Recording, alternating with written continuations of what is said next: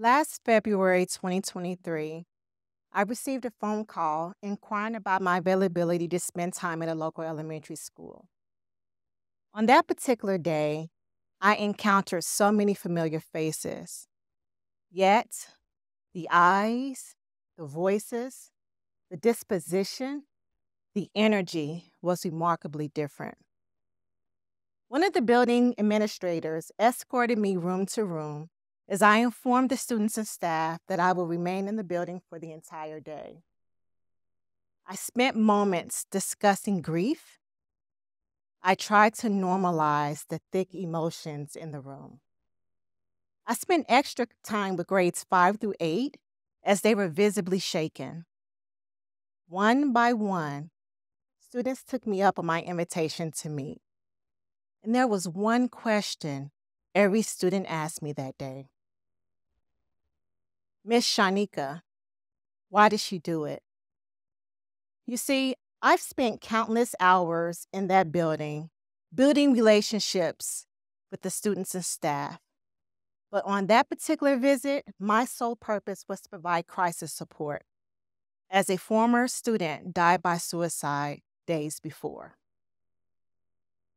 Everyone in that building desperately tried to make sense of this little girl's decision to die by suicide.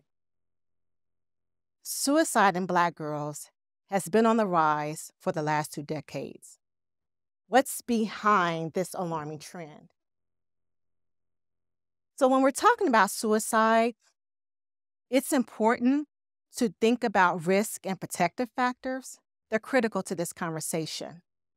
Risk factors contribute to the likelihood of negative outcomes, while protective factors help mitigate or eliminate risk. Schools represent a very critical protective factor for Black girls. Schools offer a range of resources and services that have the ability to address the unique needs of Black girls.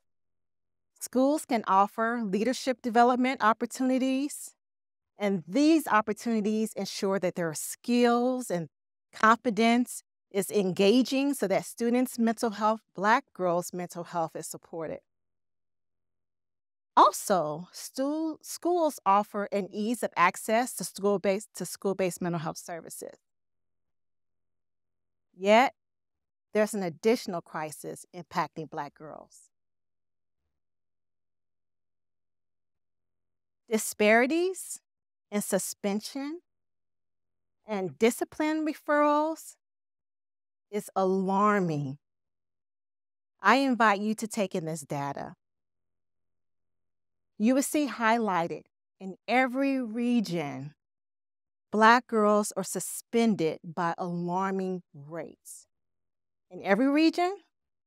So are we saying universally Black girls are the most misbehaved in school settings? In Ohio, we represent the Midwest region. In this very region, Black girls are suspended 10 times more than any other age group. So as we unpack suicide rates, suspension rates for Black girls, we have to understand the intersection of race and gender. Kimberly Crenshaw, a legal scholar, offers intersectionality as a framework to help us understand how various pieces of our identity, such as race, gender, social class, interact to create unique experiences of privilege or oppression. Pushing Black girls out of schools interrupt this pathway to livelihood. Their mental health needs, their educational needs remain unaddressed. That little girl in that story, she was expelled from the very school I spent the day supporting.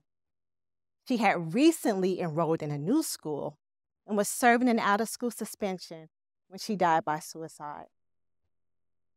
I spent time that day with the behavior dean who was highly distressed as he shared, "I wished we found alternative ways to support her." He reflected on some of her behavior challenges, and he shared that perhaps the school and the adults failed her. You see, big behaviors that are disruptive are hard to hold, but what's important to understand, all behavior has meaning.